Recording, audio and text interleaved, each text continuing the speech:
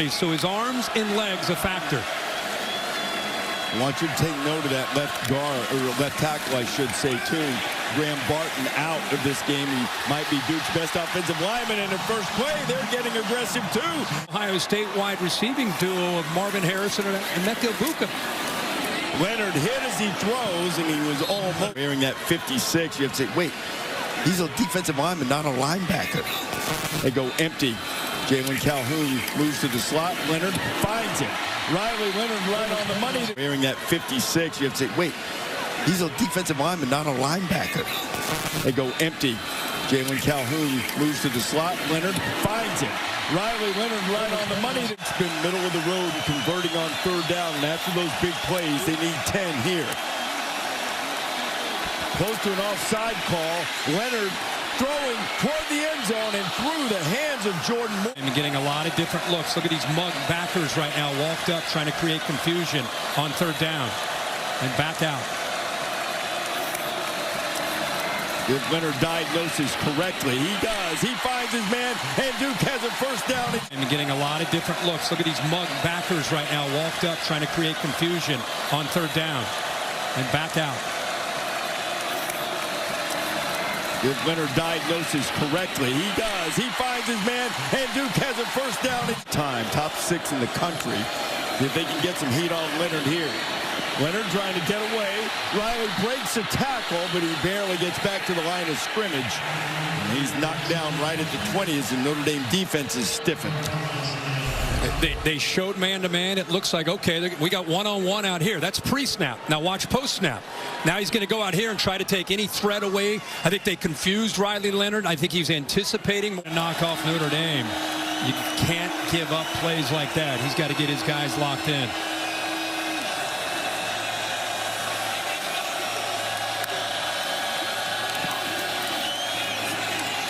Leonard had time, and he threw an interception. Hit his man right in there. Xavier Watts, who we did a big story on game day last week, and the former receiver shows he's still got hands. Let's go to the AT&T 5G clicker, Herbie. Watts showing a lot of savvy, just kind of playing center field and reading the quarterback's eyes. Does a really good job. He's just kind of sitting there, reading the route, trying to become a defender that can become a factor in hitting a crossing route. But next thing you know, he reads the eyes, the pressure gets there, and the ball is thrown right into his chest. And I think Riley Leonard's expecting him to sit back, dropping in coverage, but he's just kind of lucky to only be down 10, honestly. Blue Devils haven't been able to get anything going on the ground yet. Haven't seen a lot of designed quarterback runs, which we thought we would. And on the subject of miscues, they have another one as Jordan Moore as it bounced off his chest. That ball hit him right where, and again, in his defense, he's still, learning how to be a great receiver. I mean, and good times, but the line of scrimmage is not working out in their favor. Missing a starter at left tackle. Pocket collapsing on Leonard, and Leonard goes down. That pressure from the Irish defense gets home. Javante Jean-Baptiste. Jean-Baptiste, and he's actually on the inside. Normally he's off the edge with his length. They move him in here. He works and then ends up coming around with that length and with that closing speed. Again, good job with the coverage down. Really impressed with what Georgia faced. I think that's their best win all year, even though it was a close game, just because of how they were battling on the road. Riley Leonard kept it. After Leonard ran for 5, he throws it to 5, and Jalen Calhoun is across the 35 to the 36, and maybe the 37. Blue Devils get a first down. You're kind of stacked off to your right. You'll see eventually Calhoun come into your picture. You see 2 Duke receivers and 2 defenders, but the softer coverage by Watts makes it a lot easier. Improved his mechanics, improved his arm strength. Continues to grow and improve. Now Leonard out quickly, and he had a little running room from Malik Bowen Sims, and he tripped and fell. Well, sometimes when you blitz like this and you don't get home, you're still able to impact the timing and the rhythm. Watch how he feels hurried because he sees this blitz flash. See how quickly he had to abort, get out of that handoff? He wanted to just 1 for 3 on 3rd down tonight, and they need 13. Leonard dumps it underneath. Got it to Jaquez Moore, and Moore can't. Part of the reason the Blue Devils have less than 70 yards of offense. Leonard buying time, floating it toward Calhoun, but it's incomplete. What they're doing is they're chipping. In this case, watch the guard here, McIntyre. He's going to try to help out. You got inside movement. Now he kind of slides to the outside. You'll see backs helping 53 out, tight ends. He's really fast.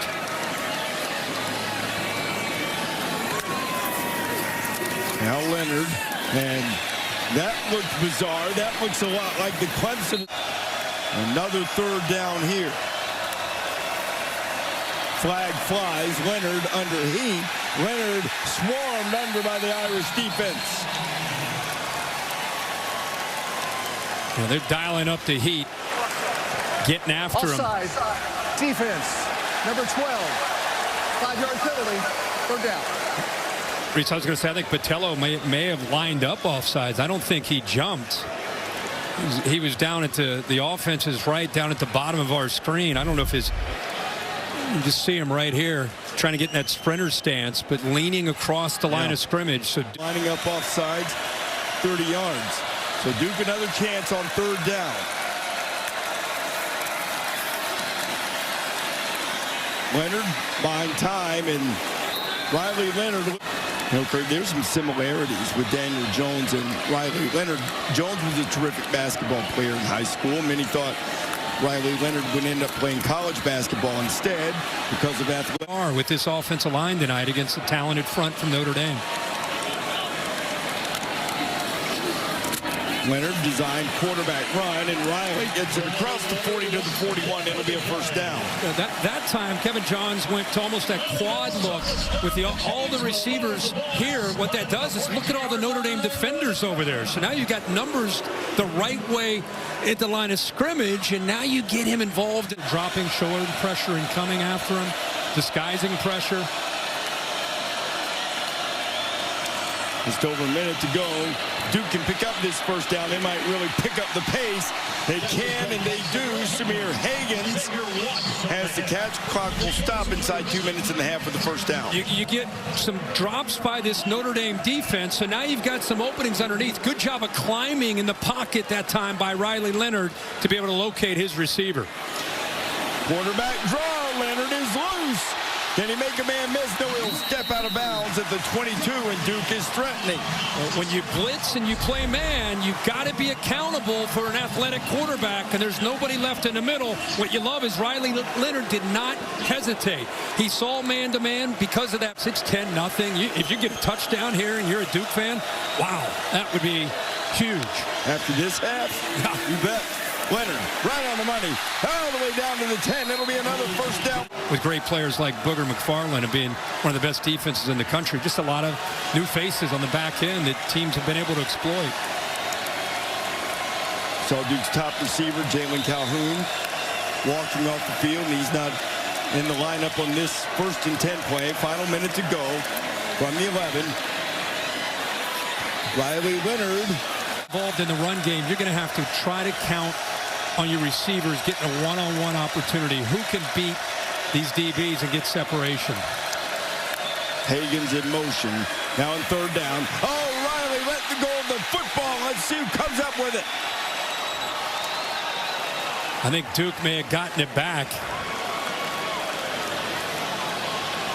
And they are very fortunate they didn't have their 2nd turnover of the 1st half. Samir Hagans was there to get hold of it. Yeah, he's trying to make a play.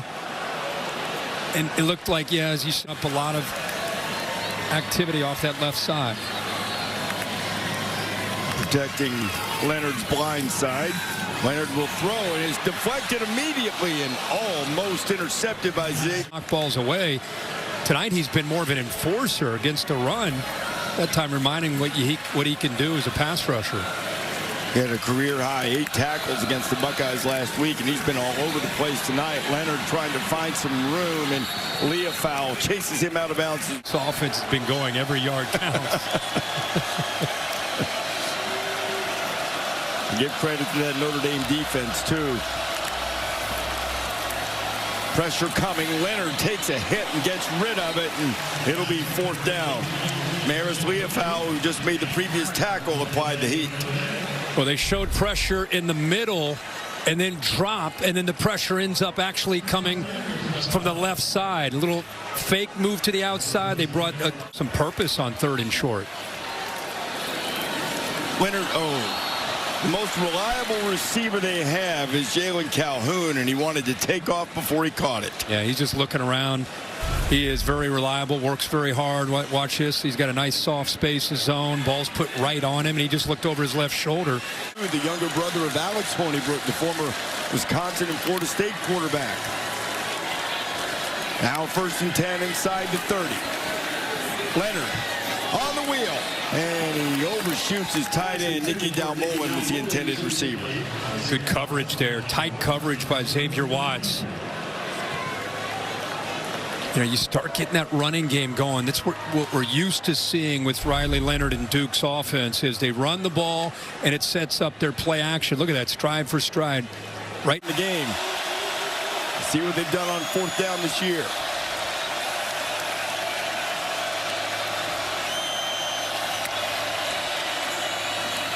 Leonard flips it out in the RPO. It's complete to Higgins, and they get the 1st down. How about all that pre-snap movement? Moving over here, they're trying to get a feel for where they might be.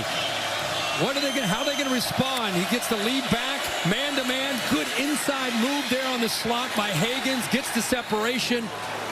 I mean, he could have pitched it. He could have thrown it, depending on what the defense. Dalmolin coming in motion now, and Riley Leonard pulls it, and he'll be knocked down after a pickup of 1. Now 3rd and 6. It's a really good job of giving him the read. The indicator is right here. When he collapses down, that's going to tell him to keep it. But watch how they intentionally do that and then get to the outside with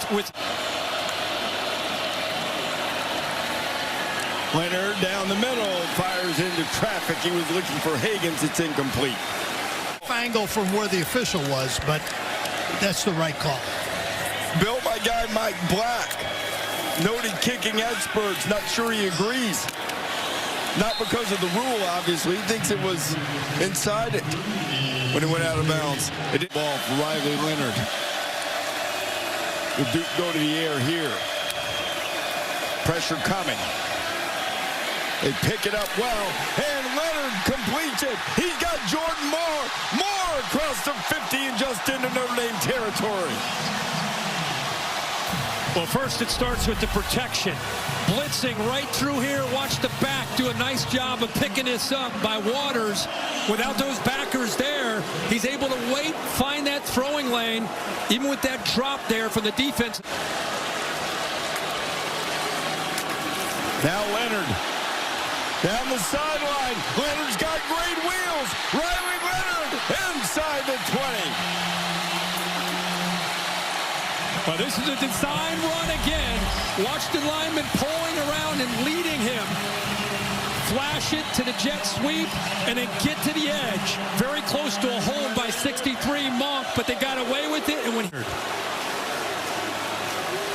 34-yard, check it, 33-yard run. Second run in the second half of longer than 30.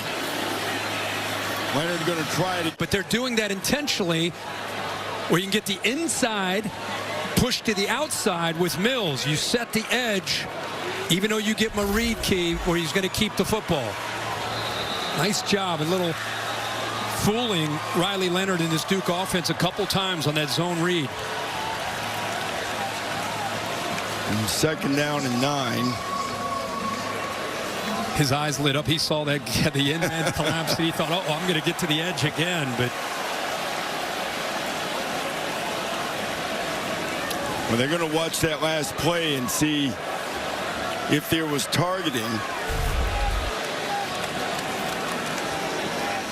And there is Jordan Botello, who hit Leonard in the hip with the crown of his helmet. It was Botello that I saw on the sideline that shaken up, which is the reason for the rule.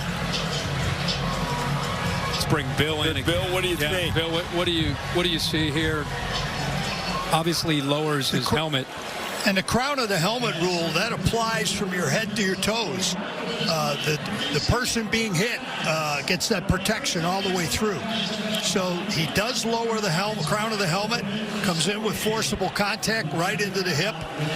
This is going to be a targeting call. And of course, that rule is there to protect the defender as much as anything. Yeah, the crown of the helmet hits have more problems with damage to the tackler's neck than anything. Yeah. Well, you don't want to speculate about an injury, but he was staggered, was Botello, after delivering that hit. And Holly is saying, though, that it's his arm that's bothering him there, but it looks as if Botello's evening might be done, according to our friend Bill Amanye. There was a personal foul targeting with the crown of the helmet by number 12. The penalty is half. Touchback. Try to pay it off. Leonard has a man wide open. It's a touchdown to Jordan Moore.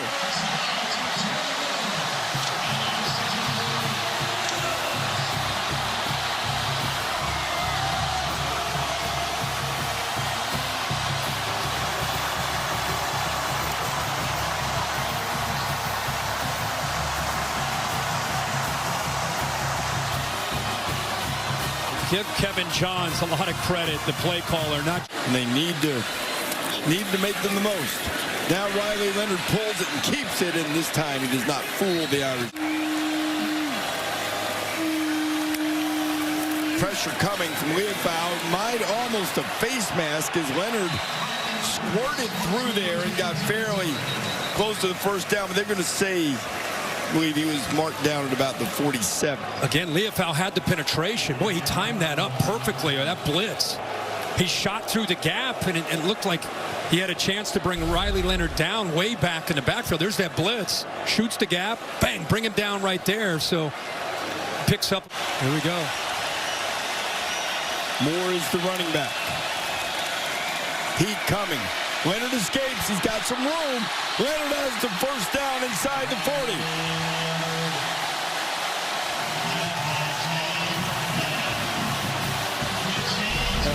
They bring pressure. You see DJ Brown. They brought the middle linebacker, also Bertrand, but nobody able.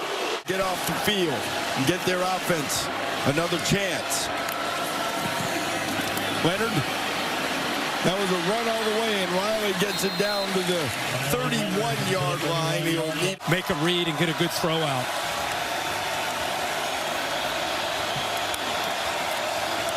First play of the drive. Completion, and Hagan's. And as the start of the game I referenced against Sam Hartman and Wake Forest last year before Hartman transferred to Notre Dame. And Leonard hit, ball's loose. And Leonard is clutching his ankle, and the football's still loose. And it's Notre Dame's football. How about Howard Cross? Remember I talked about, I hate to see that. Boy, oh boy, I hope he's okay. Oh boy. Just a devastating way for this to end for Duke. And he's being attended to on the field. We talked about a Notre Dame veteran defender is going to have to make a play, and it ends up being Howard Cross. Beats his man, gets to the football before Riley Leonard can come forward with his hand. That's definitely a fumble.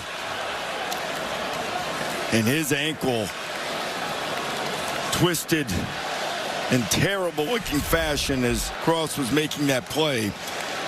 And Riley's still down. Boy, you hate to see this. He is He has played hard tonight, played his heart out. Yeah. As the guys on both teams have. This has been a hard-fought game, and they're helping Riley Leonard off the field now.